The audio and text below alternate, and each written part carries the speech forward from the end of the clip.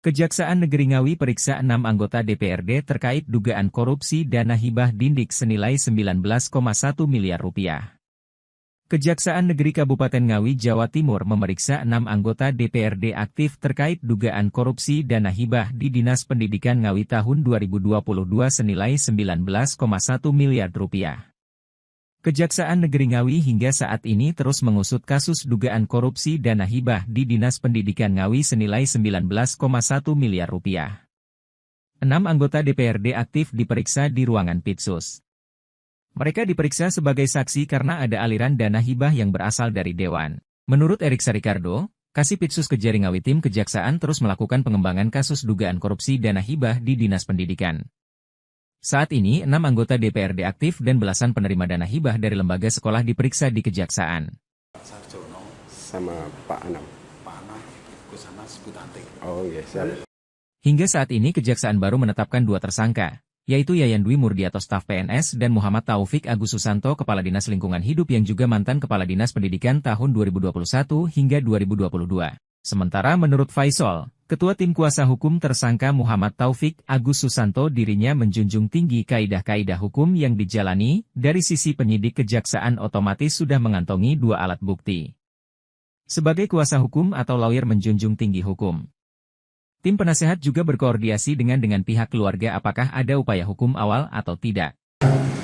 Hari ini mungkin saya juga dan tim memeriksa sejumlah anggota dewan, di mana ada aliran-aliran dana hibah yang berasal dari dewan. Jadi mungkin kami akan menanyakan mekanisme.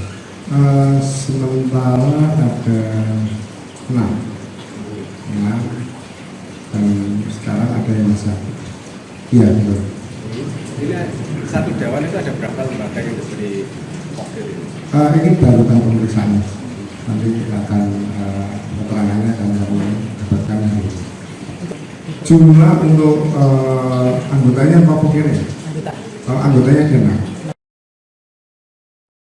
Tim kuasa akan memperjuangkan secara maksimal membuat kliennya atau tersangka agar bisa dibebaskan atau mendapatkan hukuman yang ringan.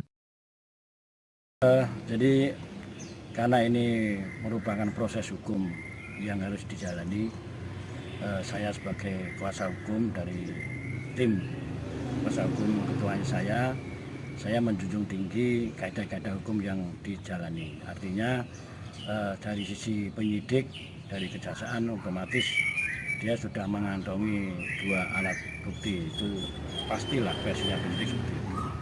Sehingga kami sebagai lawyernya menjunjung tinggi itu. Karena apa? Kami pun koordinasi dengan pihak keluarga.